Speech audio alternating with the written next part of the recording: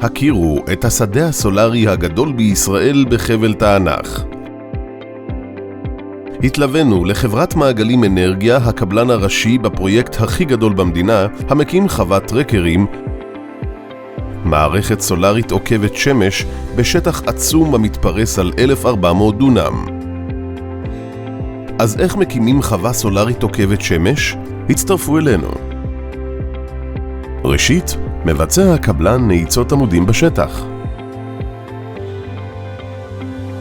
כעת, מתקינים הצוותים תושבת על העמודים בקרקע. כעת ממשיכים הצוותים להתקנת קורות הרוחב.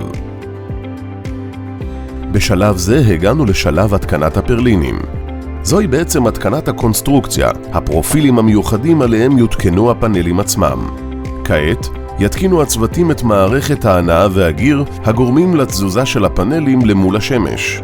כעת, עוברים להתקנת מערכת TCU, מערכת שליטה ובקרה אלקטרונית, הגורמת לפאנל לעקוב אוטומטית אחרי השמש.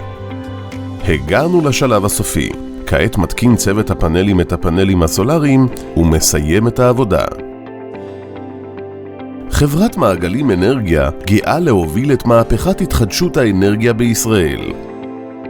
לחברה צוותים מקצועיים וידע בלעדי המאפשר להתמודדות עם התקנת מערכות סולריות שונות, החל מפאנלים סולריים לגגות מסחריים גדולים, מאגרי מים, שטחים קרקעיים ועד לחוות ענק.